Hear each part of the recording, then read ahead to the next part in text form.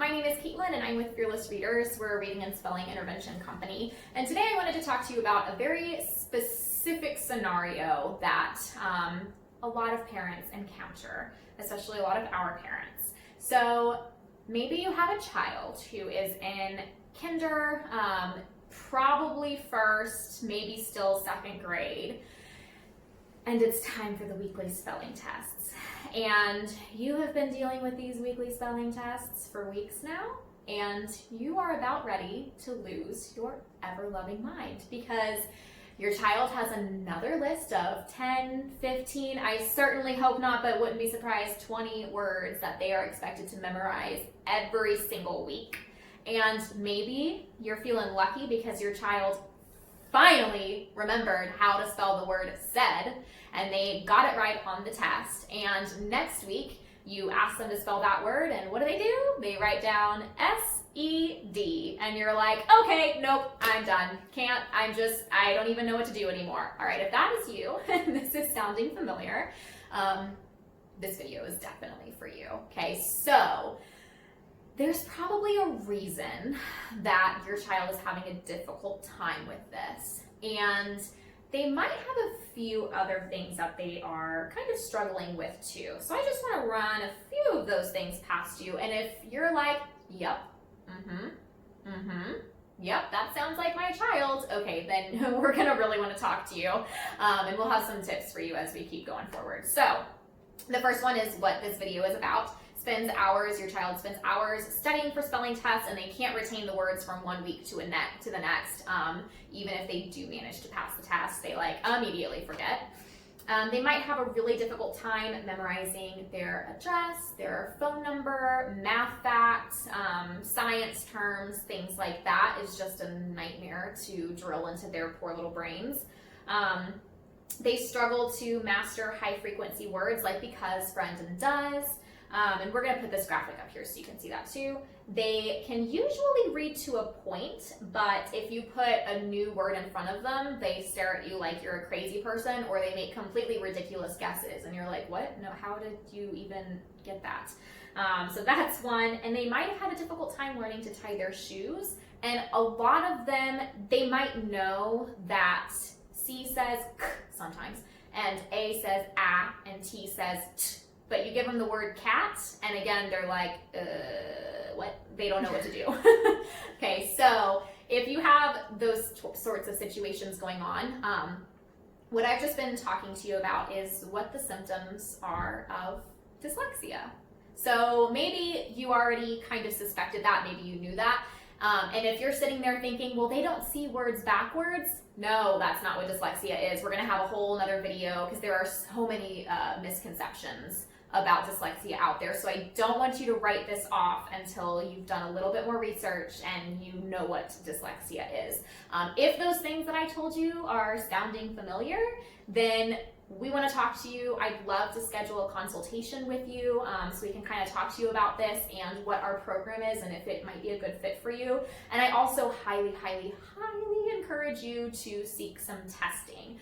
If your child is dyslexic and they can get that diagnosis or that label, then they might be eligible for some accommodations under a 504 plan or an IEP, and this will dramatically change the way that we are educating your child for the better. We might be able to get rid of those spelling tests, which I probably hate almost as much as you do.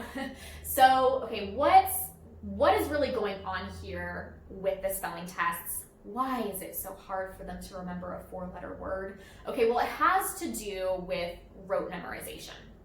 So rote memorization, or just like, you put it in, you spit it out.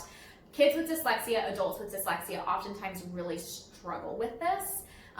They can learn tons and tons of stuff if it has meaning associated to it. So if you're just expecting them to remember, the mitochondria is the powerhouse of the cell, and just remember it, okay, that's not going to mean much to them. So obviously, that's a biology example, so this applies to a lot more than just the spelling rules. So if we can give them some sort of meaning to latch onto, some sort of reason that the mitochondria is the powerhouse of the cell, or a reason we're spelling words the way that they are, they're going to be much more successful in learning.